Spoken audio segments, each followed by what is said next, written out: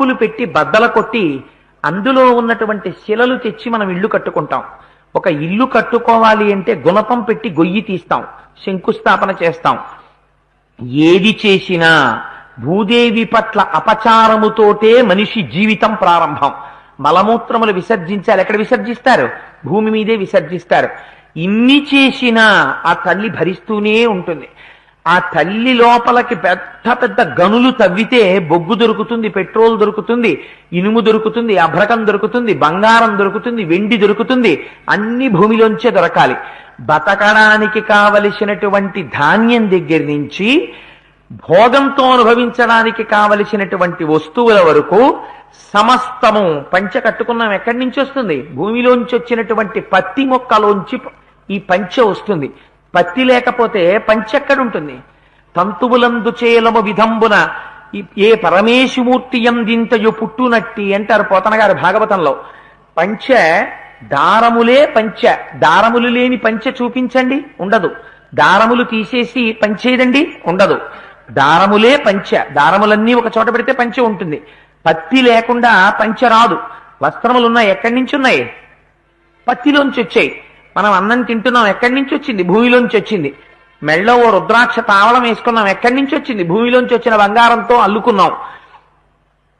ఏది అనుభవించినా భూమి యొక్క అనుగ్రహం చేత మనం అనుభవిస్తున్నాం.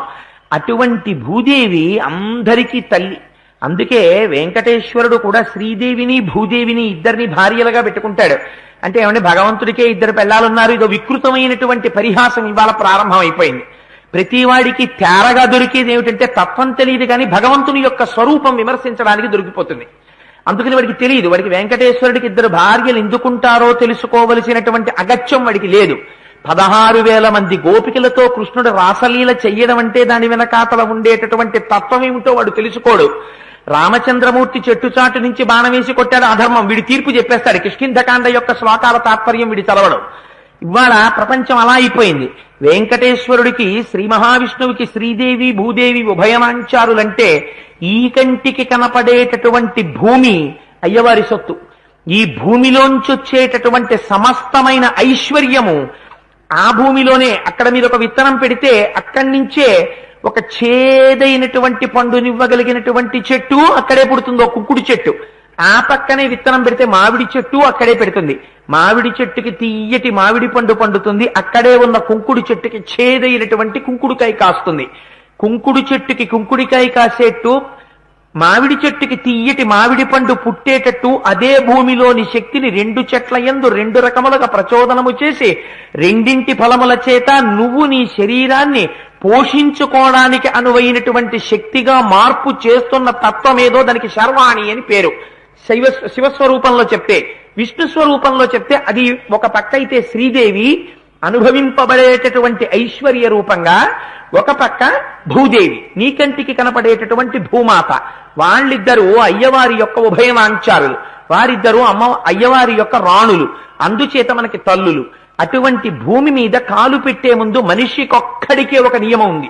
పశుపక్షాదులకు ఆ నియమం లేదు. ఎందుచేత వాటికి తెలియవలసిన అవసరం కూడా లేదు, బుద్ధి లేదు కనుక. కానీ మనిషికి బుద్ధి అన్నది పరమాత్మ ఇచ్చాడు కనుక నీ అమ్మ మీద కాలు పెట్టి నువ్వు దిగుతున్నావు. పసితనంలో నీకు తెలియదు కాబట్టి అజ్ఞానం మన్నింపబడింది. అమ్మ ఒళ్ళో పిల్లవాడిని పెట్టుకుని తన స్తన్యమిచ్చి పాలిచ్చి వాడిని పోషిస్తుంటే ఏమీ తెలియనటువంటి పిల్లవాడు అమ్మ మంగళసూత్రాలు చేత్తో పట్టుకుని ఆడుకుంటూ ఉంటాడు. మంగళసూత్రాలు పట్టి ఆడడమే ఏ స్త్రీ అయినా ఉపేక్షిస్తుందా? అమ్మ మన్నిస్తుంది. తెలిసి తెలియక చిన్ని వేళ్లతో మంగళసూత్రాలు పట్టుకుంటే జాగ్రత్తగా మంగళసూత్రాలు విడిపించుకుని చెయ్యి కిందకి దింపుతుంది. వీడు కాలెత్తి అమ్మ గుండెల మీద తంతాడు. ఏ అమ్మ పాలు తాగుతున్నాడో ఆ అమ్మ గుండెల్ని కాలుతో తంతే అమ్మ ఉదార బుద్ధితో ఆ అరికాలు వేళ్ళిలా చిన్ని వేళ్ళిలా ముడుచుకుని ఉంటే ఆ చిన్ని వేళ్లు పైకెత్తి ఆ అరికాల్లో ముద్దు పెట్టుకుంటుంది. నీ అజ్ఞానాన్ని ఆ రోజున అమ్మ మన్నించింది. ఇవాళ నువ్వు ప్రాజ్ఞుడవయ్యావు, పెద్దవాడివయ్యావు. ఆనాడు నీకు తెలియదు, అలా పోషింపబడ్డావు. ఈనాడు నీకు తెలుసు, ఈ భూదేవిలోంచి వచ్చినటువంటి ధాన్యం తిని నువ్వు బతుకుతున్నావని నీకు తెలుసు. తెలిసి అమ్మా నాకు గతి లేదమ్మా, నీ మీద పాదం పెట్టి తిరగకపోతే నాకు జీవితం ఎక్కడుందమ్మా, నిన్ను కాలుతో తంతున్నాను. చిన్నతనంలో తెలియక తన్నాను, ఇప్పుడు తెలిసి తంతున్నాను. తెలిసి తంతు కాళ్లతో నీ మీద నడుస్తున్నాను, అమ్మా నన్ను మన్నించమ్మా అని ఇంగిత ఉన్నవాడైతే నిద్ర లేవగానే మంచం మించి కిందకి దిగగానే ఏం చెయ్యాలో శాస్త్రం చెప్పింది. తనకి జ్ఞానం ఇచ్చినటువంటి గురువుల యొక్క పాదములను తలుచుకొని భూదేవి మీద సాష్టాంగం చెయ్యమంది. చేసి సముద్ర వసనేదేవి పర్వత స్థనమండలే విష్ణుపత్ని నమస్తుభ్యం పాదాహతిం క్షమస్వమే. అమ్మా నాకు దిక్కు లేక నిన్ను కాళ్లతో తన్నానమ్మా, నా అజ్ఞానాన్ని మన్నించమ్మా.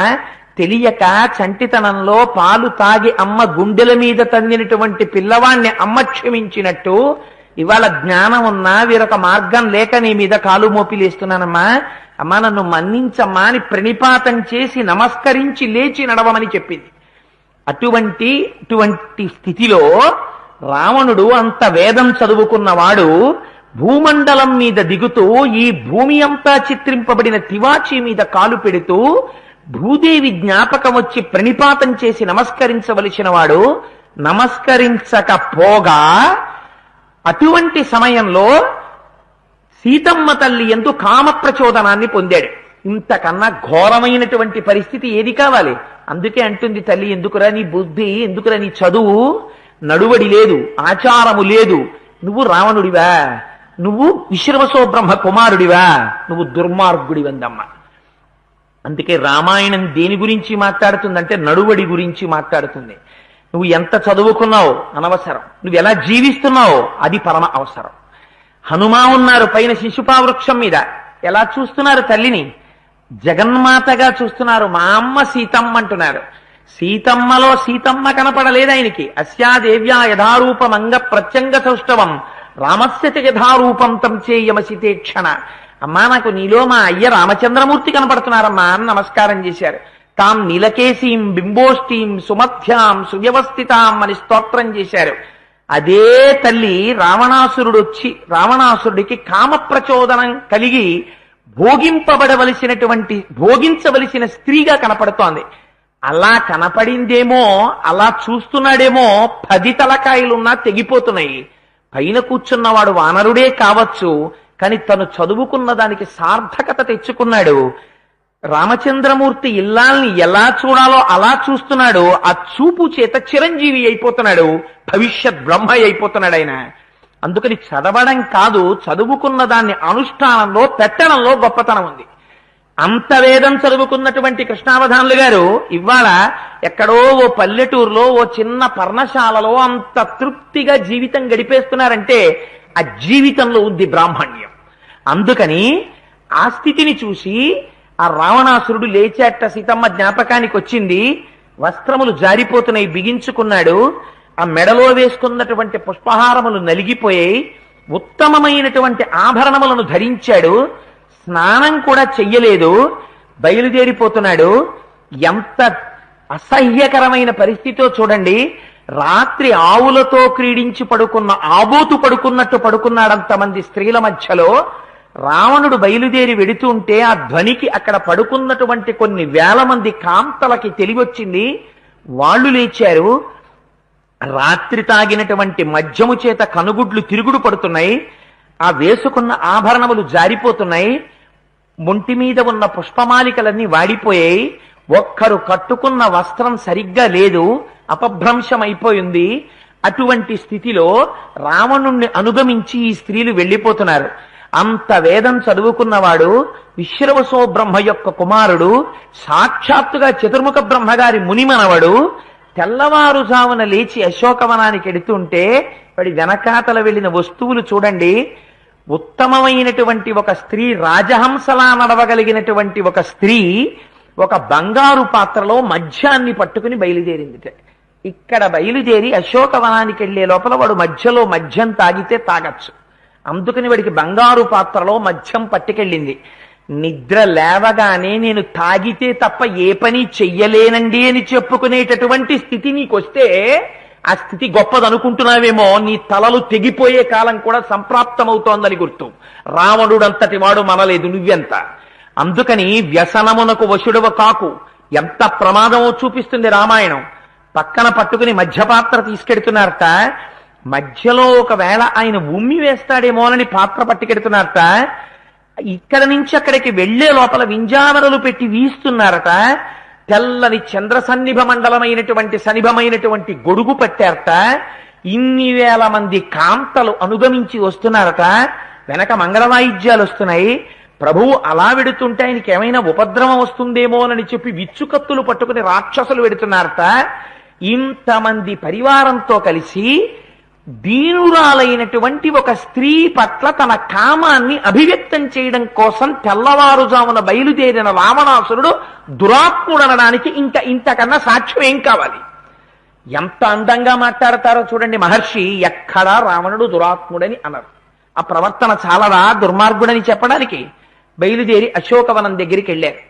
బయలుదేరి వెడితే తల్లి సీతమ్మ తల్లి మహర్షి అన్నారు, అప్పటి వరకు నేల మీద కూర్చుని అశోకవనంలో శోకమూర్తిలా కనపడుతున్న అమ్మ ఉపవాస కృషాం దీనాం విశ్వసంతీం పునః.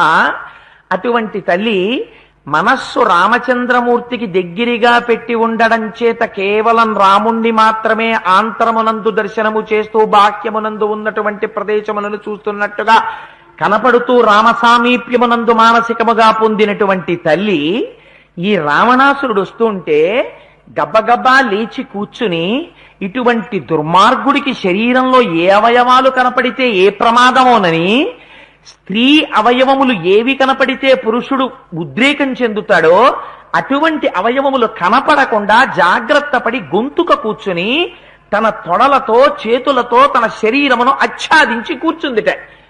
కొడుకు నిద్ర లేచి బయటికి వస్తుంటే అమ్మ చీర సర్దుకు కూర్చుంటే ఆ కొడుకుని ఉరి తీసేసినా ఇంకా అంతకన్నా తక్కువే వాడి బతుక్కిహ.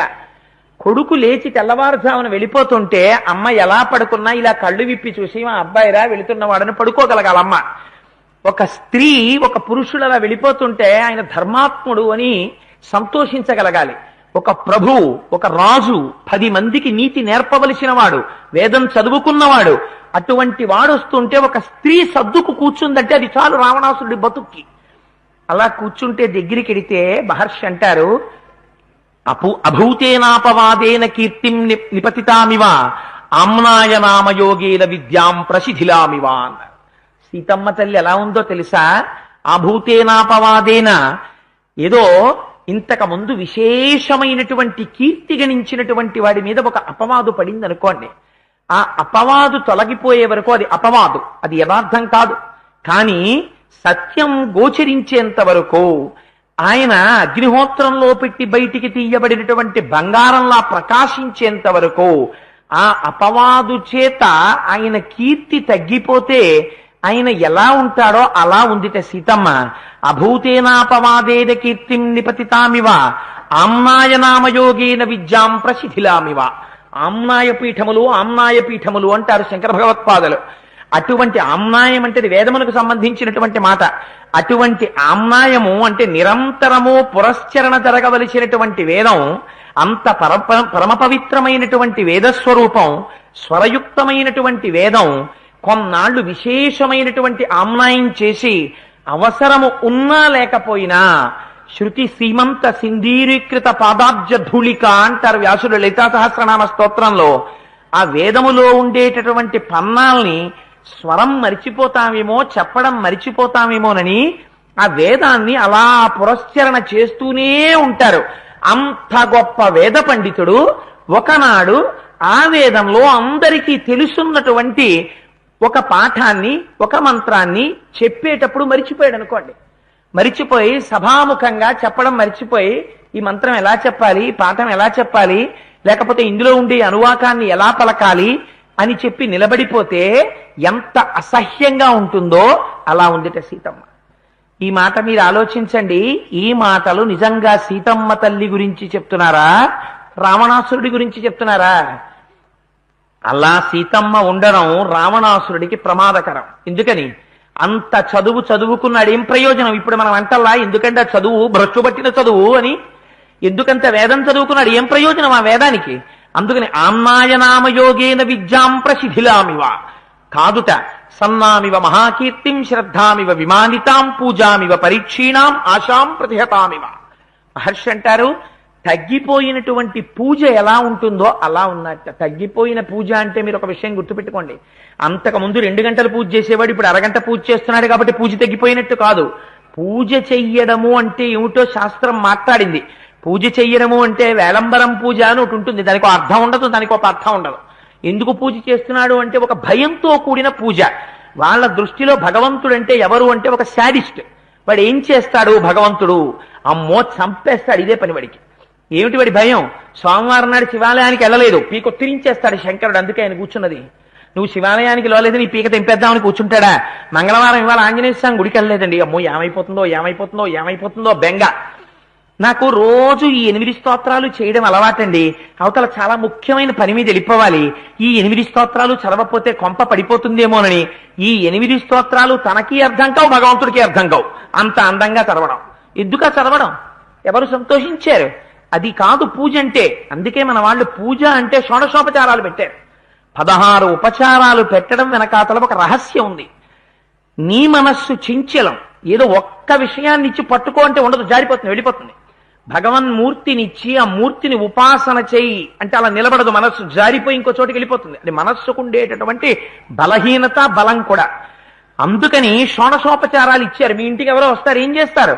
చాలా ప్రీతి, దొరగారు మా ఇంటికి వచ్చారు, దొరగారు అంటే నాకు చాలా ఇష్టం, దొరగారు వస్తారు, కాలింగులు కొట్టారు, ఎవరో తలుపు తీస్తారు, దొరగారు ఉన్నారు ఎదురుకుండా, అయ్యో దొరగారు రండి రండి రండి రండి అంటారు, రండి కూర్చోండి అంటారు.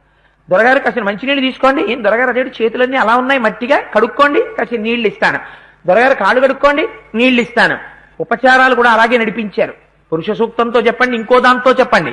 మీరు స్వామిని ఆవాహయామి, స్వామి రండి లోపలికి, హస్తౌ ప్రక్షాళయామి, కాస్త చేతులు కడుక్కోండి, పాదౌ ప్రక్షాళయామి, కాళ్ళు కడుక్కోండి. నీకు టైం ఉంది. సహస్రశీర్షా పురుష సహస్రాక్ష సహస్రపాత్ సభూమిం విశ్వతో వృత్వా అత్యతిష్టదశాంగుళం శ్రీ ఉమామహేశ్వర స్వామినే నమః ఆవాహయామి అను, తప్పులేదు. నీకంత టైం లేదు, ఆ రోజు నీకు తొందరగా ఉంది. నీ ఉపాసన పాడవకూడదంటే శ్రీ ఉమామహేశ్వరాభ్యాం నమః ఆవాహయామి, హస్తయోః అర్ఘ్యం సమర్పయామి, పాదయోః పాద్యం సమర్పయామి.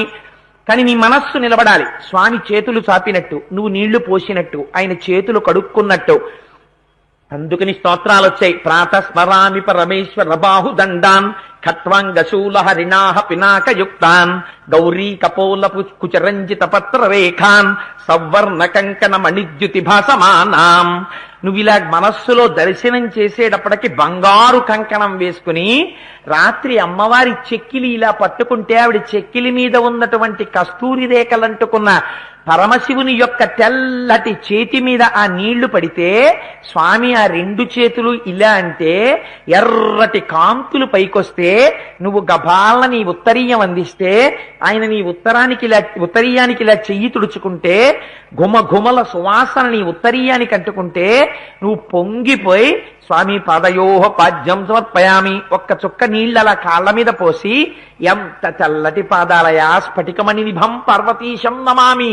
తండ్రి, ఆ కాళ్ళ మీద నీటి చుక్కలు తామరాకు మీద నీటి బొట్లల్లా నిలబడ్డాయని ఒక్కసారి నీ ఉత్తరీయంతో ఆ 2 పాదాలు తుడిచి స్వామి కొద్దిగా మంచినీళ్లు తాగండి అని ఆచమనీయం ఇచ్చి, స్వామి కొద్దిగా పలహారం చేయండి, స్వామి స్నానం చేయండి, స్వామి యజ్ఞోపవీతం వేసుకోండి, వేసుకున్నారా స్వామి ఇప్పుడు కూర్చున్నారా, కొద్దిగా గంధాన్ని అనులేపనం చేసుకోండి, వస్త్రం కట్టుకోండి, ఉత్తరీయం వేసుకోండి, సమస్త ఆభరణములను ధరించండి. ఇవన్నీ నీకు ఇక్కడ మనస్సులో నడిచేస్తుండాలి. పైకి ఆ రోజు సమయం లేదు. ఉమామహేశ్వరాభ్యాం నమః యజ్ఞోపవీతం సమర్పయామి, స్వామి యజ్ఞోపవీతం వేసుకున్నట్టు కనపడాలి. నీకు కనబడుతున్నప్పుడు ఎంత సమయం అన్నది ప్రధానం కాదు. 2 గంటలు పూజ చేసిన వాడివి అరగంట పూజ చేసావా, ఇది కాదు. అందుకే సత్యనారాయణ వ్రతం 5 గంటలు చేయొచ్చు, అరగంట చేయొచ్చు. నీ శ్రద్ధని బట్టి సత్యనారాయణ వ్రతం ఉంటుంది.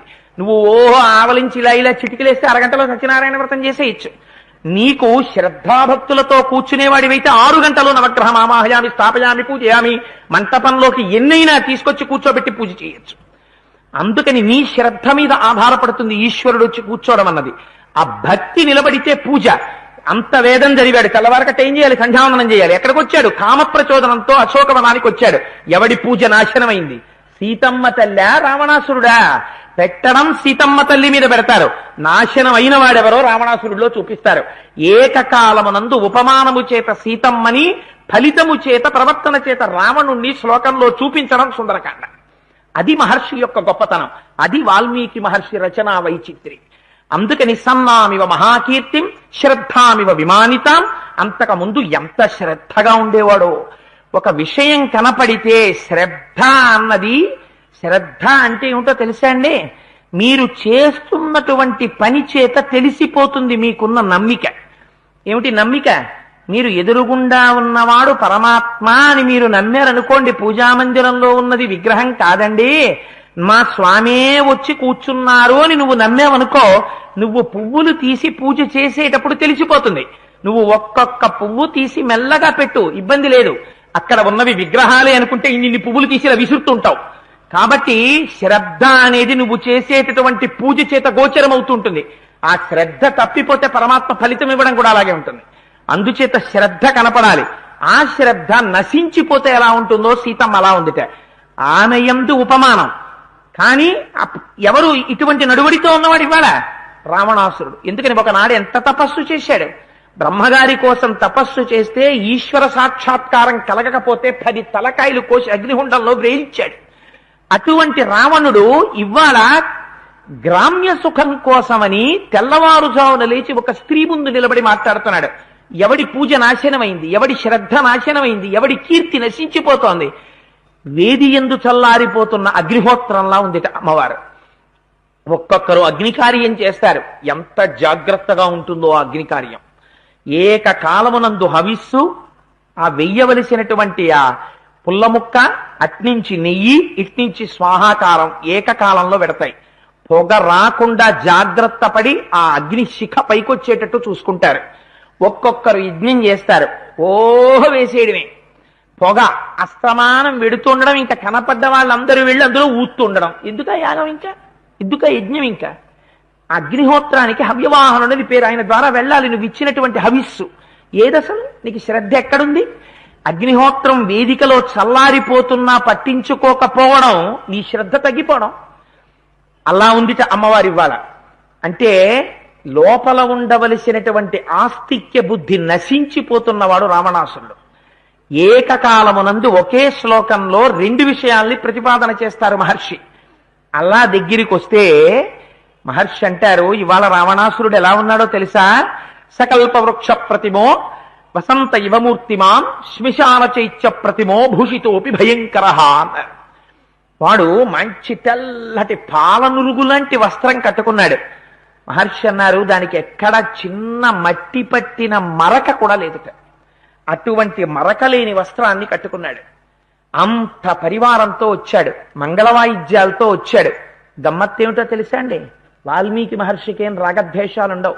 హనుమ కదా కౌగిలించుకుందాం, రావణాసురుడి కదా ద్వేషిద్దాం, ఇలా ఆయనేం మాట్లాడరు. వాడి యొక్క రోమకూపాల్లోంచి బయటికి వస్తున్నటువంటి బ్రహ్మతేజస్సుని చూసి హనుమ అంతటి వారు పైకొమ్మలలో ఉన్నవారు వీడు రాత్రి నిద్రపోతున్నప్పుడు చూశాను. ఏమి కాంతి రావిడి కాంతి! నిద్రపోయి స్నానం చెయ్యకుండా సంధ్యావందనం చెయ్యకుండా వీడు వస్తుంటే వీడి తపశ్శక్తి వీడి రోమకూపాల్లోంచి కొడుతోంది పైకి. వీడిని ఇంకొక్కసారి చూద్దామనిపించి కొంచెం కింద కొమ్మలోకి దిగారట. వాడి తేజస్సు ఎలా కొట్టిందంటే ఆ తేజస్సుని చూసి అమ్మో చూడడమే అని ఒక్కసారి కళ్ళు మూసుకుని వెనక్కి తిరిగి కొంచెం ఆకుల మధ్యలోకి వెళ్ళి ఆకులు కళ్ళకు అడ్డు పెట్టుకుని చూశారట హనుమ అంతటి వారు. అంటే వెల్డింగ్ చేసేవాడు ఎంత ఎక్స్పర్ట్ అయినా కళ్ళకు అడ్డంగా సేఫ్టీ గ్లాసెస్ లేకపోతే ఎలా చెయ్యలేడో, నిద్ర లేవగానే కామ ప్రచోదనంతో వస్తున్నా వాడి శరీరంలోంచి బ్రహ్మతేజస్సు అలా కొడుతోంది. అంత తపశ్శక్తి రావణాసురుడు. వాణ్ణి చంపడానికి నరుడిగా రాముడంత కష్టపడవలసి వచ్చింది, నరక అంతగా సీతమ్మ అంత కష్టపడవలసి వచ్చింది. ఆ నరత్వం మిగలకపోతే వాడు మరణించాడు. నడిచొస్తే మహర్షి అంటారు, ఎన్ని వేసుకుంటే ఎందుకు, ఎంత బ్రహ్మ తేజస్సు ఉంటే ఎందుకు, ఎంత తపశ్శక్తి ఉంటే ఎందుకు, ఎన్ని అలంకారాలుంటే ఎందుకు, ఎటువంటి పట్టు పంచ కట్టుకుంటే ఎందుకు. వాడు ఎలా ఉన్నాడో తెలుసా? సకల్ప వృక్ష ప్రతిమో వసంత యువమూర్తిమాన్ శ్మశాన చైత్య ప్రతిమో భూషితోపి భయంకర. ఒక అద్భుతమైనటువంటి మేడ కట్టాడు ఒక ఆయన.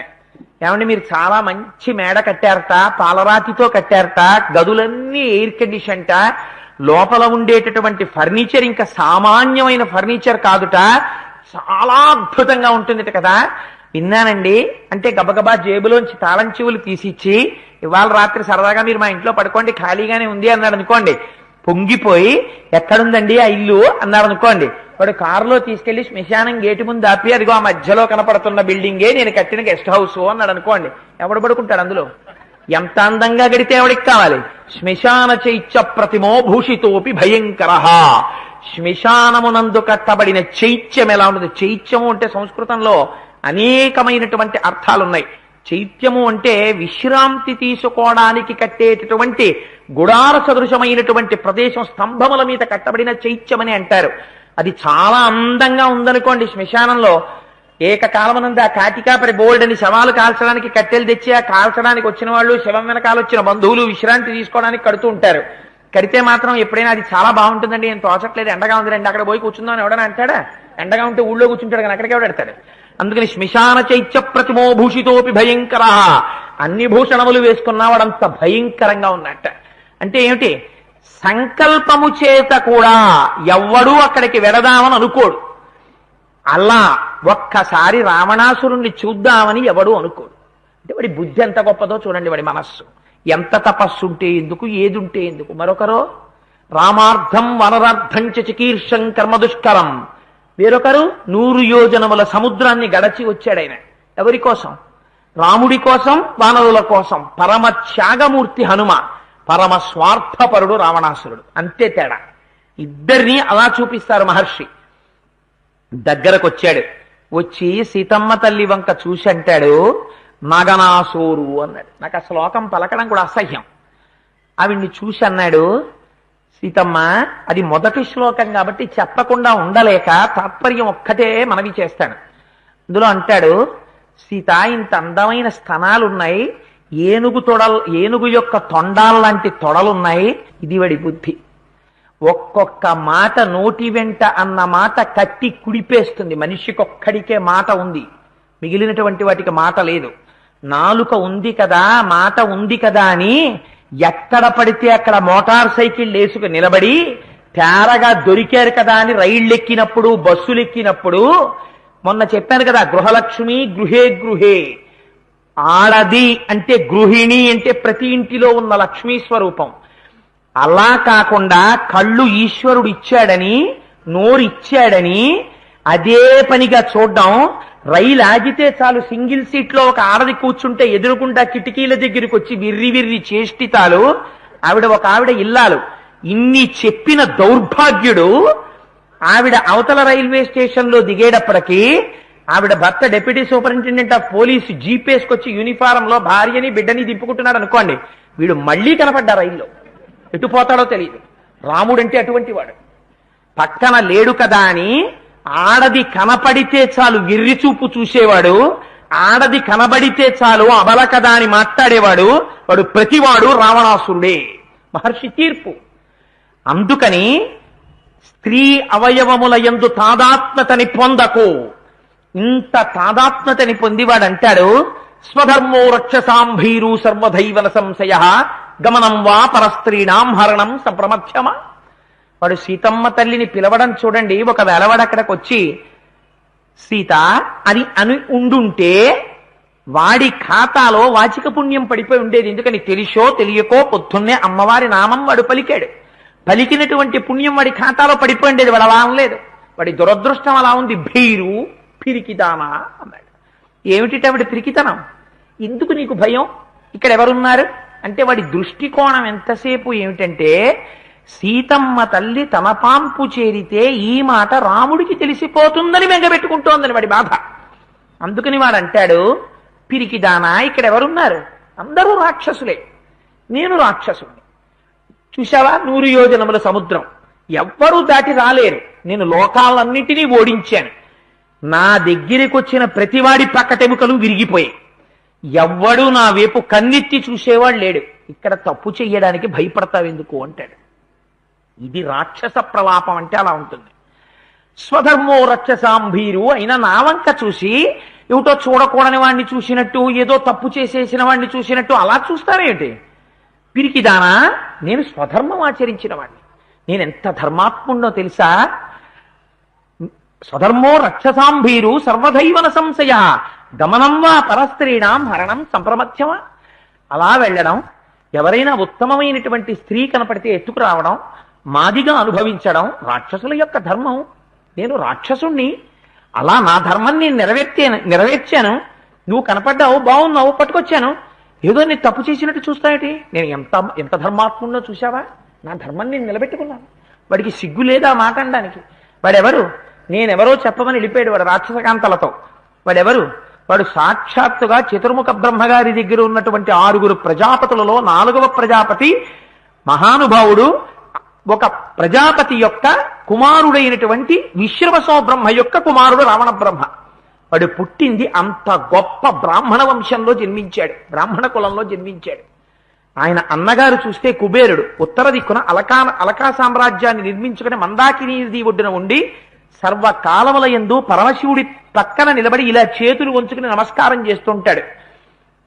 అటువంటి అన్నగారు, అటువంటి వాడు ఇవాళ చెప్పుకుంటాడు, నేను రాక్షస ధర్మాన్ని పాటిస్తున్నాను, అందుకని ఇలా ఎత్తుకొస్తూ ఉంటాను, ఇందులో తప్పే ఉంది.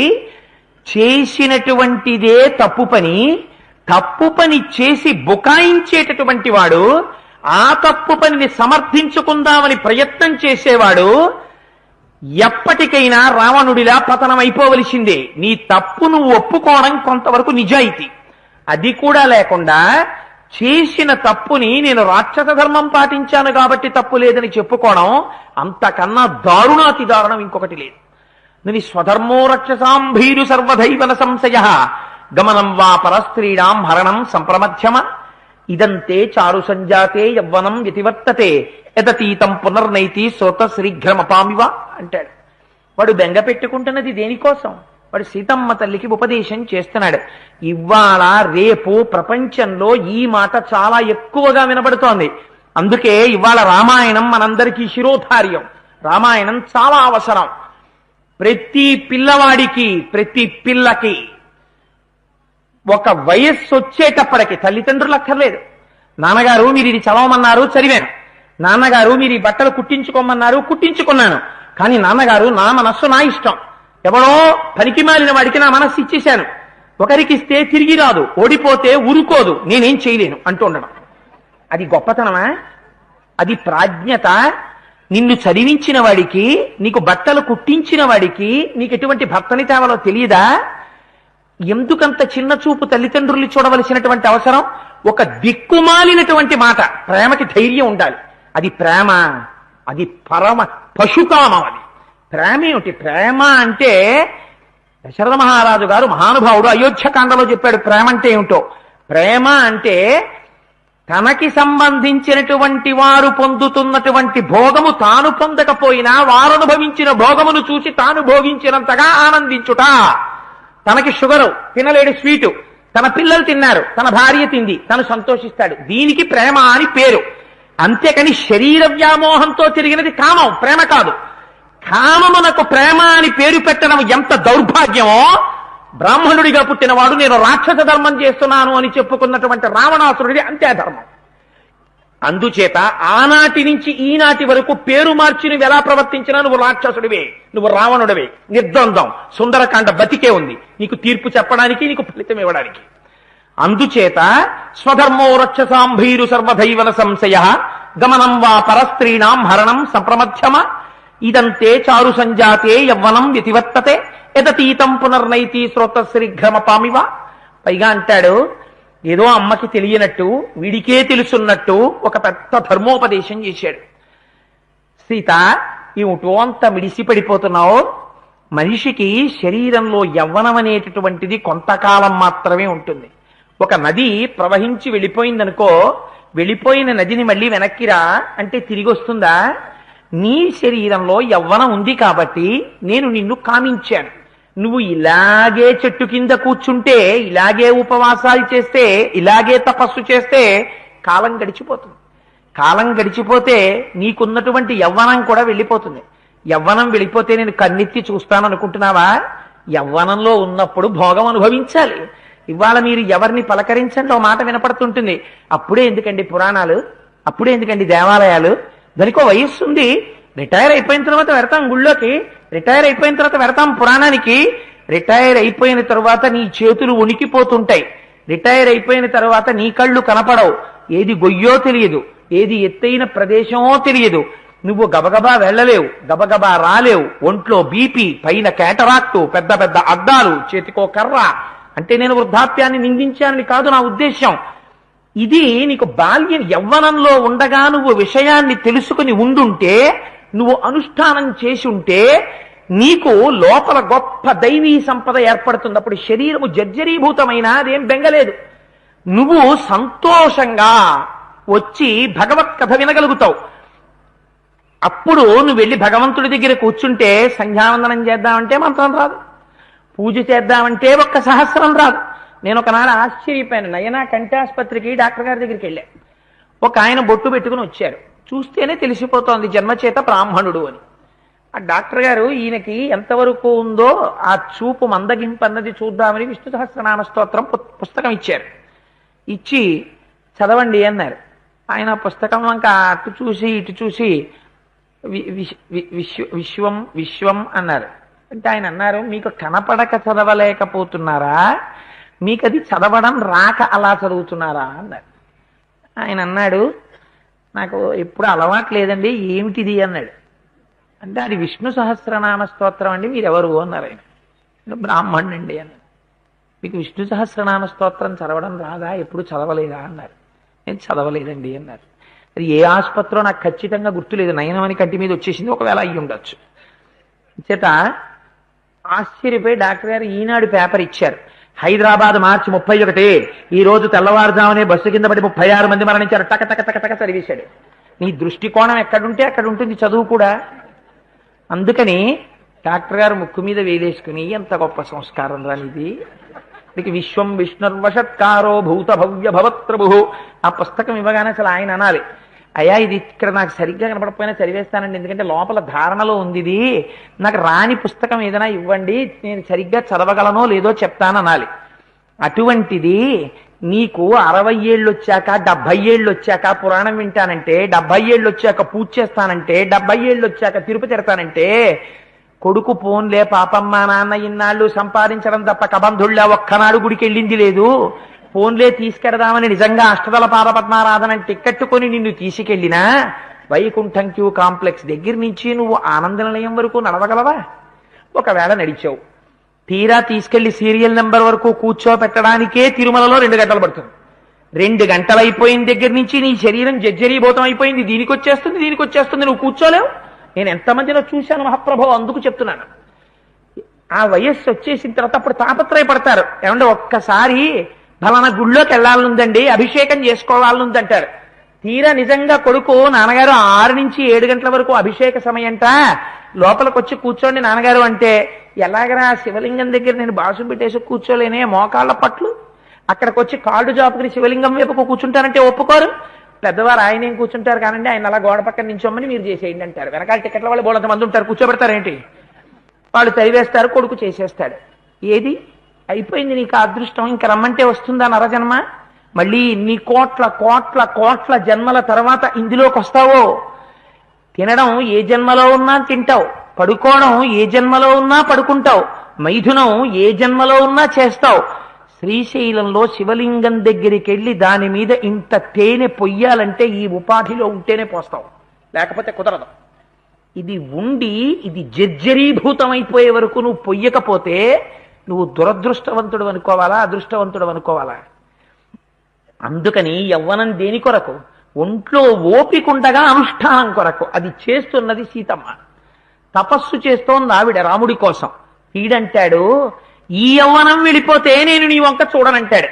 వీడిది శరీర భోగం కోసం తాపత్రయం, ఆవిడిది ఉత్తమమైనటువంటి సంస్కారం ఆవిడిది. అందుకని యవ్వనం ఎతివర్తతే ఎతతీతం పునర్నైతి శ్రోత శీఘ్రమపామివ.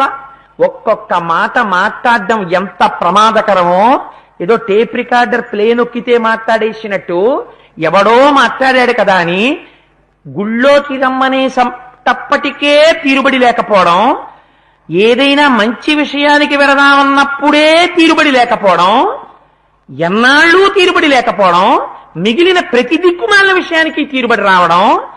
ప్రపంచం చూడకపోవచ్చు, మనకెందుకని చెప్పి అనకపోవచ్చు. చిత్రంగా కూర్చుని గుప్తంగా రాసుకునేవాడు అన్నీ లెక్క రాసుకుంటున్నాడు. వాడు రైలు ఎక్కిన తరువాత నీ ప్రయాణం అంతా అయిపోయి దిగిపోయిన తర్వాత నువ్వు టికెట్ కొనుక్కునే ఎక్కినా స్లీపర్ క్లాస్ లో రిజర్వేషన్ తో బెర్త్ నెంబర్ తో రాత్రంతా పడుకుని స్లీపర్ క్లాస్ లోంచి దిగి నీ పెట్టె పట్టుకుని నువ్వు వెళ్ళడం, ఎదురుగుండా టీసీ ఎదురుగుండా కంపార్ట్మెంట్ లోంచి టీసీ చూసినా ఆయన బాధ్యత. ఆయన మీ టికెట్ ఏదని అడుగుతాడు. స్లీపర్ కోచ్ లోంచి దిగాడు అంటే రాత్రి టీటీఈ గారు చూశారు కదా, అందుకని ఈయన ఖచ్చితంగా రిజర్వ్డ్ అకామిడేషన్ లో వచ్చాడంటే టికెట్ తో వచ్చాడు అని టీసీ ఒప్పుకోడు. అడుగుతాడు, ఏది నీ టికెట్ ఏదని అడుగుతాడు. మీరు టికెట్ కలెక్టర్కి ఇచ్చి వెళ్ళవలసిందే. ఈ ఉపాధి నీకు ఇచ్చాను, పరమోత్కృష్టమైన ఉపాధి, ఇన్ని ఊపిరిలు ఇచ్చాను.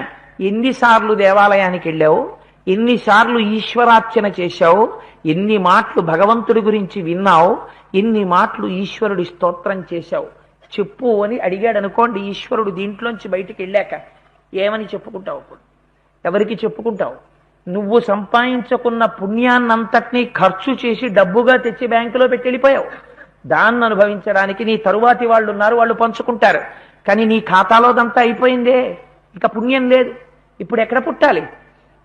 మళ్ళీ తిరిగి వెళ్ళి ఓ కోడి పుంజుగానో ఓ కోడి పెట్టగానో పుడితే వాడి కింద అరలో నిన్ను పెట్టి ఒక్కొక్క కోడి పెట్టని ఎడంచేత్తో పట్టుకుని పైకి తీసి అక్కడే పెట్టి అటువాడు తల పట్టుకుంటాడు, ఇటువాడు రెక్కలు పట్టుకుంటాడు.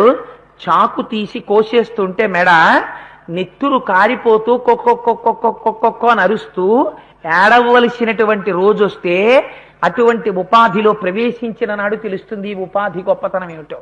ఆనాడు ఆ పెట్లో కూర్చునుంటే ఆవు పాల గ్లాసు పట్టుకుని పంచె కట్టుకుని ఒకడు గుళ్ళో కెడుతుంటే ఇలా వెళ్ళకపోవడం వల్ల కదా ఇవాళ నేను ఇలా అయిపోయాను.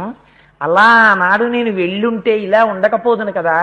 అరే రే, ఎంత తప్పైపోయిందిరా, అనవసరమైన వాళ్ళ కోసం తిరిగానురా, నా బతుకిలా అయిపోయింది, ఉన్న ఓపిక అంతా వాళ్ళకి గడిపాను, ఓపిక అయిపోయిన తర్వాత చూసిన వాడు లేడు అని ముగజహీహిధనాగమ తృష్ణ కురు సమృద్ధిం మనసి వితృష్ణ యలభసే నిజ కర్మోపాత్తం విత్తంతేన వినోదయ చిత్తం యావత్విత్తోపర్జన సక్త స్తవన్నిజ పరివారో రక్త పశ్చాత్ జీవతి జర్జర దేహే వార్తాకోపిన పృచ్ఛతి గేహే అంటారు శంకరులు. నీకు ఓపికండి సంపాదించిన నాళ్ళు అనేక రకాల బంధుత్వాలు పెట్టుకుని ఇంటికి వస్తారు. ఓపిక అయిపోయి మనసాన పడిపోతే ఆయన ఎలా ఉన్నారండి, బాగున్నారా అని కూడా అడగడరా ఎవడు. వార్తాకోపిన పృచ్ఛతి గేహే, ఎవరికి కావాలి నీ క్షేమం? లోపల దూరంగా లోపల ఒక గదిలో ఒక మంచం వేసి నిన్ను అక్కడ పడుకోబెడతారు. కడుపున పుట్టిన వాళ్ళు కూడా చెయ్యకుండా డబ్బిచ్చి ఓ పని మనిషిని పెడతారు. ఆవిడ టీవీ చూస్తుంటుంది వాళ్ళతో కలిసి. నువ్వు మూలిగి మూలిగి మూలిగి మూలిగాక అది వస్తుంది లోపలికి. మంచినీళ్ళే, గొంతు ఎండిపోతుందంటే పక్కన బలమైన తాగరా అని వెళ్ళిపోతుంది అది. నువ్వు వణికిపోతున్న చేతులతో చెంబు పట్టుకోలేకపోతే దొల్లి కింద పడిపోతే ఆ చప్పుడికి కొడుకొచ్చి తినేస్తున్నావు నామా అని విసుక్కున్న నాడు నువ్వు పోగొట్టుకున్నది ఏమిటో నీకు తెలుస్తుంది. వార్తాకోపిన పృచ్ఛతి గేహే, ఈ చీవాట్ల కోసమా నువ్వు ఇంత కష్టపడి సంపాదించి మేడగట్టి టీవీ పెట్టావు. వాడు వచ్చి నీ కంఠంలో నీళ్లు పోయాడు, నాన్నగారు చెంబు పడిపోయిందా, దాహంతో ఉందా, చూడలేదు నాన్నగారు మన్నించండి అని వాడు నీ పాదాలు పట్టుకుని గ్లాసులో నీళ్లు పోసి నీకు ఇస్తాడన్న నమ్మకం పెట్టుకోకు. ఏమో ఇస్తే అదృష్టవంతుడివే, ఇవ్వకపోతే కోణానికి రెండు పార్శ్వాలు ఉన్నాయి. నమ్ముకోవలసిన వాణ్ణి నమ్ముకుని చేసుకోవలసింది చేసుకో. ఇది సీతమ్మ. దా భోగం అనుభవిద్దాం ఓపికండగా. రావణుడు నీ ఇష్టం, ఎవరి వెనకాల తిరుగుతానంటే అటు తిరుగు. అమ్మ చీర కొంగట్టుకు తిరుగుతావో, రావణుడి పంచ కొంగట్టుకు తిరుగుతావో, నువ్వు ఎవరి కొంగు పట్టుకు తిరిగినా నాకేం అభ్యంతరం లేదు, ఋషి తీర్పు. ఫలితం మాత్రం 10 తలకాయలు రాముడి చేతిలో పోతాయి. రాముడి పక్కన కూర్చుని పట్టాభిషేకం సీతమ్మ చేసుకుంటుంది. నువ్వు ఎటువైపు కూర్చుందాం అనుకుంటే అటువైపుకు అనుష్ఠానం చేసుకో. ఇది సుందరకాండ. మహర్షి అంతే అందంగా మాట్లాడతారు కావ్య భాష కనుక, అంతకన్నా వివరణ ఆయన చెయ్యరు. అందుకని యదతీతం పునర్నైతి శ్రోత శీఘ్రం అపామివ ఏవం చైతతు కామాంతు నత్వాం స్పృచ్ఛామి మైథిలి కామం కామశరీరం మే యథా కామం ప్రవర్తిత అంటాడు. ఇదో పచ్చపర్థం.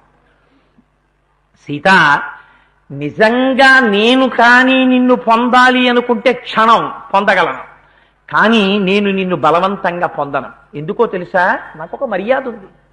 ఏమిటా మర్యాద? నీ అంత నువ్వొచ్చి నా పాంపు చేరాలి తప్ప నిన్ను నేను బలవంతంగా అనుభవించలేదు. నేను అటువంటి పనులు చేసేవాడిని కాదు. అసలు రహస్యం ఏమిటి? వాడికి శాపం ఉంది. బ్రహ్మగారు అసహ్యం వేసింది. మంచి నిండు సభలో ఉండగా అప్సరస పరిగెత్తికెళ్ళి, చూడు నీ మునిమనుడు ఎలాంటి పనులు చేస్తున్నాడో, నన్ను చెరబట్టాడని. దిక్కుమాలినాడా, నీ మీద కంప్లైంట్లే పెద్ద వాల్యూమ్స్ అయిపోతున్నాయి ఇక్కడ. ఇంకొకసారి నీయందు మనస్సు లేని వనిత పట్ల నువ్వు అమర్యాదగా ప్రవర్తిస్తే, అటువంటి స్త్రీతో సంభోగం చేసే ప్రయత్నం చేస్తే నీ తలకి పగిలిపోతుందన్నారు బ్రహ్మగారు. అందుకని వీడు వెళ్ళడం. అది చెప్పడు వీడు. లేకపోతే వాడికంత బుద్ధే, వాడికంత నిగ్రహమా? అది చెప్పడం మానేసి, నేనెంత ధర్మాత్ముండో చూసావా, నీ అంత నువ్వు పాన్పు చేరాలి, నేను మాత్రం అప్పటి వరకు నీ జోలికి రాను, నిన్నేమన్నా ఇలా మార్చేస్తాను. ఎంత గొప్పగా మాట్లాడతాడో చూడండి. ప్రతి మాటలోనూ కాపట్యమే. వేసుకున్నది యజ్ఞోపవీతం, కట్టుకున్నది పట్టుపంచ, పుట్టినది బ్రహ్మవంశం, మాట్లాడింది ప్రతి మాట అబద్ధం. పైగా ఎప్పుడు? తెల్లవారుఛావన. ఎక్కడ? ఒక పతివ్రత ముందు. ఎక్కడి నుంచి తెచ్చాడు? ఒక అబలని అపహరించి తెచ్చాడు. ఏం చేస్తున్నట్టు? దానివల్ల తన పాపం తను మూట కట్టుకుంటున్నాడు. దీనివల్ల ఏమవుతాడు? పండిపోయి పడిపోతాడు. కాబట్టి నువ్వు కూడా ఎప్పుడెప్పుడు ఏ మాట మాట్లాడాలో తెలియకుండా మాట్లాడితే నువ్వు మూట కట్టుకుంటున్న వాడితో సమానమే సుందరకాండ తీర్పు. అందుకని కామం కామశరీరం మే యథాకామం ప్రవర్తితాం, ఏకవేణి ధరాశయ్యాం ధ్యానం మలినమంబరం మస్తానే ఉపవాసస్య నైతా నౌపైకానితే. మనకు చిత్రమైనటువంటి విషయం ఉంటుంది. ఒక ఆయన పంచ కట్టుకుని దేవాలయానికి వెళ్ళాడు అనుకోండి, ఎంత పరిహాసమో. ఏమిటోనండి, సాయంకాలం ఏడపటికి ఆఫీస్ నుంచి వచ్చా ప్యాంటు చొక్కా ఇప్పేసి ఇంతంత విభూతి పెట్టేసుకుని ఇంత బొట్టు పెట్టేసుకుని ఆ పంచ కట్టుకుని వెళ్ళిపోతూ ఉంటాడు. ఏమిటో అవన్నీ హాయిగా అనుభవించవలసిన వయసులో శుభ్రంగా చక్కా మంచి ప్యాంటు షర్టు ఇన్షర్ట్ చేసుకుని బెల్ట్ ఎట్టుకుని ఎక్కడ కనపడాలి? క్యూలో 50 రూపాయల కాగితం పట్టుకుని నిలబడాలి. అలాంటిది అక్కడ మానేసి ఏడి పురాణాలు ఏమిటి, ఆ గుండె ఏమిటి, ఆ పిలక ఏమిటి, ఆ పంచి ఏమిటి, ఆ లాల్చి ఎందుకు వచ్చింది ఇవన్నీ అని ఒక్కొక్కడికి ఎంత వెటకారమో ఏమిటో. ఆ పెత్సాయనికి ఎందుకు వచ్చిన దీక్షలు, ఎందుకు వచ్చిన ఉపవాసాలు, ఎందుకు ఆ గడ్డాలు పెంచుకోవడాలు, ఏమిటి అలరి, ఎందుకండి ఇవన్నీ అని ఒక్కొక్కడికి హాస్యాస్పదంగా ఉంటుంది. హాస్యాస్పదంగా ఉండడం కాదు, అది వారి ఆస్తిక్య బుద్ధి. వాడు నమ్ముకున్నాడు. శంకర భగవత్పాదుల దగ్గరికి వెళ్ళి ఒకరు అడిగారు, మీరు భగవంతుడు ఉన్నాడు అని ఇంత అందగాడు, ఇంత సౌందర్యమూర్తి సన్యసించి ముండనం చేయించుకుని ఆ కాషాయ బట్ట కట్టుకుని శిరస్సు మించి ఆ కాషాయం వేసుకుని సత్యదండం పట్టుకుని తిరుగుతున్నారు, ఇంత మిసమిసలాడిపోతున్నారు. ఒకవేళ భగవంతుడు లేకపోతే మీరు పోగొట్టుకున్న సుఖాలు పోగొట్టుకున్నట్టే కదా అన్నారు. అంటే శంకరులు అన్నారు, నిజమే, నువ్వు చెప్పింది యథార్థమే. ఒకవేళ భగవానుడు అన్నవాడు లేడనుకో, లేకపోయినా నాకు ఇలా కట్టుకోవడంలో, ఇలా గుండు చేయించుకోవడంలో, ఇలా వస్త్రం వేసుకోవడంలో, ఇలా సత్యదండం పట్టుకోవడంలో, ఉపనిషత్ చదువుకోవడంలో, నడవడంలో నాకు ఒక గొప్ప తృప్తి ఉంది. నీకు భగవంతుడు లేడన్న పూనికతో సంసారమునందు తృప్తి ఉంది. శరీరం పడిపోయిన తర్వాత నువ్వు పొందుతున్న తృప్తి ఏమిటో నేను తృప్తి అన్న మాట పొందుతున్నాను ఇందులో. కానీ భగవంతుడన్నవాడు ఉంటే శరీరం పడిపోయిన తర్వాత నీ బతుకేమిటో లెక్క పెట్టుకో అన్నారు. ప్రమాదం ఎవరి వైపుకుంది? అందుకని ఇలాంటి పిచ్చ ప్రశ్నలు ఇంకెప్పుడు వెయ్యకు అన్నారు. ఈ పిచ్చ ప్రశ్న ఎప్పటి నుంచో ఉంది లోకంలో, అర్థం లేని ప్రశ్న. ఒకరు భగవంతుని పట్ల మర్యాదతో భక్తితో ప్రవర్తించడానికి తనంత తానుగా విధించుకున్న నియమముల చేత ప్రవర్తిస్తే వేరొకడికి అది హాస్యాస్పదంగా ఉంటుంది. సీతమ్మ ఏకవేణి ధరాశయ్యాం ధ్యానం మలినమంబరం. ఒంటి జడ వేసుకుంది తల్లి, మలినమైనటువంటి పట్టుబట్ట కట్టుకుంది, భూమి మీద పడుకుంటోంది, ఉపవాసం చేస్తోంది. రావణుడు అంటాడు, ఎందుకు ఈ ఒంటి జడ, ఎందుకు ఈ మలినమైన పట్టుబట్ట, ఎందుకు ఈ భూమి మీద పడుకోవడం, ఎందుకు ఈ ఉపవాసాలు, ఎందుకు ఇవన్నీ? హాయిగా మన అంతఃపురంలో చూడు ఎన్ని రకాల వంటలున్నాయో, ఎన్ని రకాలైనటువంటి మధువులున్నాయో, ఎన్ని రకాలైనటువంటి ఆభరణాలున్నాయో. 7,000 మంది ఉత్తమ కాంతలు నీకు దాసి జనంగా వస్తారు. హాయిగా అవన్నీ అలంకరించుకో. ఎవరి గురించి చేస్తున్నావు తపస్సు? దీనుడు ఎక్కడున్నాడో తెలియదు, రాజ్యభ్రష్టుడు ఉన్నాడో తెలియదు, లేడో తెలియదు, అడవిలి పట్టి తిరుగుతున్నాడు. 100 యోజనముల సముద్రం అడ్డుంది ఒక నరుడు, దేవదానవులు నన్నేం చెయ్యలేరు. అటువంటి రాముణ్ణి పట్టుకుని రామా రామా రామా నువ్వు వస్తావు నువ్వు వస్తావు నువ్వు వస్తావు అంటావు. వస్తాడా? ఎందుకు ఈ పిచ్చి అంటాడు. భగవంతుడు ఉన్నాడు ఉన్నాడు ఉన్నాడు అన్న నమ్మకం చేత, పెద్దలు చెప్పారు అన్న విశ్వాసం చేత వేదాహమేతం పురుషం మహాంతం ఆదిత్యవర్ణం తమసస్తు పారే సర్వాణి రూపాణి విచిత్య ధీర నామాని కృత్వాభివదన్యదాస్తే. ఉన్నాడు ఈ కంటితో మేం చూశామని చెప్పినటువంటి ఋషుల యొక్క వాక్యమునందు గౌరవముంచి నియమబద్ధమైనటువంటి జీవితాన్ని గడుపుతున్న వాణ్ణి చూసి ద్వేషించి అమర్యాదతో ప్రవర్తించేటటువంటి వాడి మాట ఎలా ఉంటుందో విశ్వాసము లేని వాడి మాట రావణుడి మాట. మరి వేదం ఎందుకు చదువుకున్నావు అంటే, నీకు ఇవాళ చేసిన తపస్సు, చదువుకున్న వేదము, నువ్వు చేసినటువంటి పూజ మరిచిపోయి ఇవి దేనికి పనికొచ్చాయంటే భౌతిక భోగములకు పనికొచ్చాయి. ఇది మరణమునకు దారి తీయదా? ఇదే రావణుణ్ణి సీతమ్మని అడ్డుపెట్టి ఇద్దరిని చూపించడం. ఈ మాటలు అనడం చేత తపస్సు చేస్తున్నటువంటి మహాపతివ్రత పట్ల అపచార ధోరణితో మాట్లాడి ద్విగుణీకృత పాపాన్ని మూటకట్టుకుంటున్నాడు. ఏకవేణీ ధరాశయ్యాం ధ్యానం మలినమంబరం మస్తానే ఉపవాసస్య నైతా నౌపైకాయింతే పిబ విహర రమస్వ భుంచ్వ భోగాన్ ధననిచయం ప్రతిశామి మిదినించ మయిలలలనే యథాసుఖత్వం పైచ సమిత్తలలం తు బంధవాస్తే అంటాడు. ఇందుకు సీతాల పడుకోవడం, పిబ హాయిగా తాగు, విహర తిరుగు, రమస్వ రమించు, భుంచ్వ కావలసినంత అనుభవించు. ఎంత ఐశ్వర్యం ఉందో తెలుసా నా దగ్గర, ఎంతమంది దగ్గర కొట్టుకొచ్చానో. వాడి సొంతం కాదు, వాడు సిగ్గు లేకుండా చెప్పుకుంటాడు. కుబేరుణ్ణి ఓడించి పుష్పక విమానం పట్టుకొచ్చాను, దేవతల్ని ఓడించి రకరకాల మణులు మాణిక్యాలు తెచ్చాను, అందరివి నావిగా చేసుకున్నాను. వాడిది వాడికుంచకుండా వాడిది తెచ్చి నీవుగా అనుభవిస్తుంటే వాడు ఏడుస్తూ ఉంటాడు. రామయతి అసత్ప్రలాపాన్ కరయతి ఇది రావణ. ఇంకోడు ఏడుస్తుంటే వాడిది తెచ్చుకుని తను నవ్విన వాడే రావణుడు. ఈ నిర్వచనంలోకి నువ్వు ఎన్నడూ పడకూడదు, జ్ఞాపకం పెట్టుకో. అందుకని అలాంటి రావణుడు కనుక ఒక మాట అంటాడు అమ్మతోటి, పిబ హాయిగా తాగు, తిను, సుఖంగా అనుభవించు, ఆభరణాలు పెట్టుకో, ఆనందంగా ఉండు, నా పాన్పు చేరు, నాతో రమించు. అంతేకాని ఎందుకు వచ్చింది ఇదంతా? ఇంకొక మాట చెప్పనా, నాకున్న ఐశ్వర్యం అంతా నీ ఐశ్వర్యం, నీ బంధువులందరినీ పిలిచి హాయిగా ఈ ఐశ్వర్యం తయ్యి. స్త్రీలని లోభ పెట్టడం అనేటటువంటి విద్య ఒకటి ఏ యూనివర్సిటీలోనైనా పెడితే దానికి వైస్ ఛాన్సలర్ గా రావణాసురుణ్ణి ఇయ్యొచ్చు. ఎందుకు అంటే వాడు ఎంత గొప్పగా మాట్లాడతాడో చూడండి. వీడి ఐశ్వర్యం అంతా ఆవిడికి ఇస్తాట, ఆవిడ బంధువులకి ఇవ్వచ్చుట. ఏమీ తెలియని అమాయకమైన ఆడదాన్ని లోభ పెట్టేవాడు ఇలాగే మాట్లాడతారు. మీరు ఇప్పటికీ చూడండి, Ramayana gets repeated repeated repeated repeated and repeated for ever.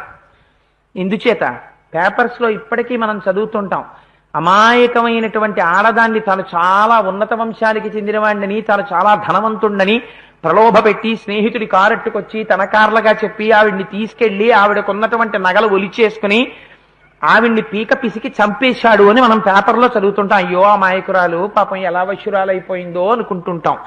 అప్పటి నుంచి ఇప్పటి వరకు స్త్రీని లోభ పెట్టిన ప్రతి దుర్మార్గుడు అలాగే మాట్లాడతాడు. స్త్రీ అనేటటువంటిది తన యొక్క గృహంలో ఆవిడ లక్ష్మీదేవి అని నమ్మిన వాడి జీవితం వేరొక రకంగా ఉంటుంది. నాకు ఒక వృత్తాంతం తెలిసి మీకు చెప్తాను. అంటే ఒక్కొక్కరి జీవితం అంటే చెప్తాను. నాకు తెలిసి ఒక మహానుభావుడు, 5 అన్నదమ్ములు ఉండేవారు. తండ్రి గారు చచ్చిపోయారు, తల్లిగారు మరణించారు, పెద్దన్న గారు ధర్మరాజు, పరమ అమాయకులు 5. ఎప్పుడు పూజ చేసుకోవడం, పవిత్రంగా జీవించడం తప్ప వేరొకటి చేత కాదు. తమ్ముళ్ళకి అన్నగారు గీసింది ధర్మం. అన్నగారు పెళ్లి చూపులకి వెళ్ళాడు, తమ్ముడికి వివాహం చేద్దామని వెళ్ళి చూశాడు. పరమోత్కృష్టమైన కన్య. తమ్ముడా అన్ని విధాలుగా బాగుందిరా, గొప్ప జ్యోతిష ప్రవేశం ఉన్నవాడు. జాతకం చూశాడు. తమ్ముడా అన్ని విధాలుగా బాగుంది, నాయనా నువ్వు ఈ వివాహం చేసుకోవాలన్నాడు. అన్నయ్య నువ్వు చెప్తే నేను ఎన్నడూ కాదన్నాను, తప్పకుండా అన్నారు. 5 అన్నదమ్ములు. పెద్ద ఆయనకి వివాహం అయిపోయింది, రెండో ఆయనకి వివాహం అయింది. కలిసి బయలుదేరి వివాహానికి వెళ్ళారు పల్లెటూరు. పెళ్లిపీటల మీద కూర్చున్నాడు. తెర తీశారు. తీరా తెర తీసిన తరువాత చూస్తే మనం అయోధ్యకాండలో విన్న కుబ్జ ఎలా ఉంటుందో అలాంటి పెళ్లి కూతుర్ని కూర్చోబెట్టారు. ఇది చూసి తమ్ముడు అన్నయ్య వంక చూశాడు. పెళ్లి కూతుర్ని చూడగానే, అన్నయ్య నువ్వు ఈవిండేనా నాకు నిర్ణయించావని. మన్మథుడు అలా ఉంటాడు ఆయన. ఇలా తిరిగి చూశాడు. తిరిగి చూస్తే అన్నగారు అన్నాడు. వెంటనే ఆ పెళ్లి కూతురి వంక తమ్ముడి వంక చూసి ఉత్తరీయం తీసి కళ్ళొత్తుకున్నాడు. చూశాడు. కర్రలు పట్టుకుని వచ్చి బెదిరించారు. మా మాట కాదన్నావో వీల్లేదు, ఈ పిల్ల పెళ్లి కూతురు కాదు, నిజం, నీకు చూపించిన పెళ్లి కూతురు ఈ పెళ్లి కూతురు చెల్లెలు, కానీ ఈవిడ అక్క, పెళ్ళి అవ్వట్లేదు. మీరు ధర్మాత్ములు కనుక మీరు తాళి కడితే తప్పరని మాకు తెలుసు, పిల్లని కూర్చోబెట్టాం, దయచేసి 3 ముళ్ళు వేసేది, మార్గాంతరం లేదు మీకు అన్నాడు. అన్నగారు అన్నాడు, ఇది నీకు దేవుడిచ్చినటువంటి శాపం, తాళి కట్టు అన్నాడు. తాళి కట్టి ఒక పరమ యథార్థం చెప్తున్నాను, ఆవిడ భూమికి ఇంతే ఉంటుంది. అటువంటి ఆవిడ్ని ఆవిడ్ని ఈయన మన్మధుడు 6 అడుగుల ఎత్తు శ్యామశాస్త్రి గారిలా పంచ కట్టుకుని ఉత్తరీయం వేసుకుని పంచ అంచులు పట్టుకుని ఆయన నడుస్తుంటే పుంసాం మోహన రూపాయ పుణ్యశ్లోకాయ మంగళం అన్నట్టు ఉండేవాడు. అటువంటి వాడు అన్నగారు చెప్పాడని తాళి కట్టాడు. కట్టి తన జీవితం అయిపోయేంత వరకు ఆవిడితోనే కాలం గడిపాడు. కాలం గడిపి ఆవిడ యందు 2 ఉత్తములైన కుమారుల్ని 2 ఉత్తములైనటువంటి ఆడపిల్లల్ని కన్నాడు. 4 తండ్రి గారి పోలిక. ఆవిడ కూడా పొరపాట్న తండ్రి ఆ మోసం చేశాడు, కానీ ఆయన్ని అనువర్తించడంలో ఆవిడ యందు దోషం లేదు. అలా అనువర్తించింది మహాతల్లి. ఆ కుటుంబం ఇవాళ ఏ స్టేజిలో ఉందో తెలుసా అండి? దుర్నిరీక్ష్యం. ఇలా కన్నెత్తి చూడలేరు, అంత పెద్ద పెద్ద ఆఫీసర్స్ అయ్యారు. అందులో కొంతమంది ఐఏఎస్ ఆఫీసర్స్ ఉన్నారు, పెద్ద పెద్ద డాక్టర్స్ ఉన్నారు ఆ కుటుంబంలో, వంశంలో. ఒకసారి తాళి కడితే స్త్రీని అతిక్రమించకుండా ఉండగలిగిన వాడు పురుషుడు. స్త్రీ యందు సౌందర్యం చూసి స్త్రీలని మార్చిన వాడు దౌర్భాగ్యుడు. ఇది భారతీయ తత్వానికి ఆటపట్టు. అందుకే సుందరకాండే ఎంత అందంగా మాట్లాడుతుందో చూడండి. స్త్రీని లోభ పెట్టేవాడు ఎప్పుడూ స్త్రీ సౌందర్యాన్ని, స్త్రీ వెనకనున్న ఐశ్వర్యాన్ని పొగుడుతాడు. ఐశ్వర్యాన్ని చూసి మోహపెట్టే ప్రయత్నం చేస్తాడు. ఆడవాళ్లు మోసపోకుండా ఉండాలంటే మగవాడు ఎలా మాట్లాడతాడో తెలుసుకోవాలంటే రామాయణం చదివి తీరాలి. పిబ విహర రమస్వ భుంచ భోగాం ధననిచయం ప్రదిశామి మిదినించ మయి లలలనే యథాసుకత్వం తైచ సమేత లలంతు బాంధవాస్తే అంటాడు. అటువంటి ధర్మాత్ములు ఉన్నారు, ఇటువంటి దౌర్భాగ్యులు ఉన్నారు లోకంలో. అందుకు మీకు ఉదాహరణ చెప్పాను. అటువంటి వాడు రామచంద్రమూర్తి. అందుకే అన్నదమ్ముల్ని ఇప్పటికీ తలుచుకుంటాం కట్టంటే. సరే, అందుచేత ఈ మాటలన్నీ విందిట అమ్మ.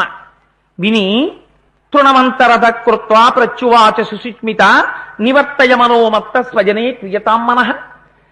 సుచిస్మిత ఆవిడ్ని భీరు అని పిలిచాడు, ఓ పిరికిదానా అని పిలిచాడు. అమ్మ ఒక శుద్ధమైనటువంటి చిరునవ్వు నవ్విందిట. నవ్వి తృణమంతరథ కృత్వా, నువ్వు పరపురుషుడివి, నేను పతివ్రతని, మన మధ్యలో వ్యవధానం ఉంచకుండా నీతో నేను మాట్లాడకూడదు. కానీ ఇక్కడ అలా మాట్లాడదామంటే నాకు అవకాశం లేదు. అందుకని ఒక గడ్డి పరక పెడుతున్నానని మధ్యలో గడ్డి పరక పెట్టి మాట్లాడిందిట. కాదుట, ఒక ఎండిపోయిన గడ్డి పరకనైనా ముట్టుకుంటానేమో కానీ నిన్ను మాత్రం ముట్టుకోను. కాదుట, ఎండిపోయిన గడ్డి పరక కాలిపోవడానికి ఎలా సిద్ధపడిపోయిందో అలా నువ్వు కూడా పాపం చేత రామచంద్రమూర్తి యొక్క బాణముల చేత నేతుడైపోవడానికి సిద్ధపడిపోయావు అని చెప్పడానికి గడ్డి పరక పెట్టిందిట. కాదుట, మనిషివైతే అన్నం తింటావు, పశువువైతే గడ్డి తింటావు. ఇప్పటికి 10 నెలల నుంచి చెప్తున్నాను, అదే మాట మళ్ళీ మాట్లాడుతున్నావు. నువ్వు పశువువి, నీకు అన్నం పెట్టక్కర్లేదు, మాట చెప్పక్కర్లేదు, గడ్డి పెడుతున్నానని గడ్డి పరక పెట్టిందిట. కాదుట, నీలాగే ఒకనాడు కాకాసురుడు వెంట పడితే ఒక గడ్డి పరకని బ్రహ్మాస్త్రం అనుసంధానం చేసి అభిమంత్రించి విడిచిపెట్టాడు రామచంద్రమూర్తి. 3 లోకములు తిరిగింది కాకి, ఎక్కడా శరణు లభించలేదు. ఈ గడ్డి పరక చాలు రా నిన్ను చంపడానికని చెప్పడానికి గడ్డి పరక పెట్టిందిట అమ్మ మధ్యలో. కాదుట, ఇప్పటికి 10 గడ్డి పరకలు అడ్డు పెట్టి 10 సార్లు మాట్లాడాను 10 నెలలు. ఇది చిట్ట చివరి గడ్డి పరక, ఇక నేను పెట్టను అక్కర్లేదు, నువ్వు వచ్చి వినను అక్కర్లేదు అని చెప్పడానికి గడ్డి పరక పెట్టిందిట.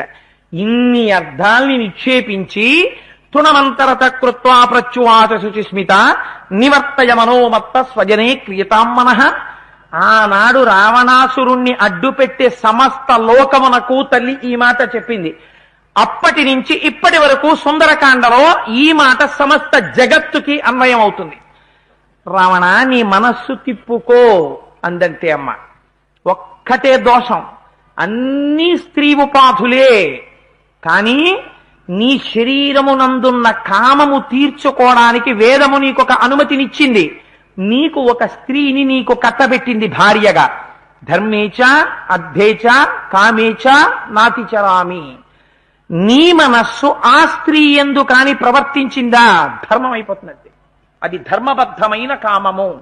నీకు ఎంత ప్రేమ ఉండని, నీ భార్యని ఎంత ముద్దు చేయి, నీ భార్యని ఎంత సంతోషంగా ఉండు, నీ భార్యని భుజాల మీద ఎక్కించుకో, ముద్దుగా పిలుచుకో, నా చిలకమ్మ అనుకో, నా గోరింక అనుకో, నీ ఇష్టం, ఎన్ని ముద్దులు ఆడుకో, ధర్మబద్ధం అయిపోయింది.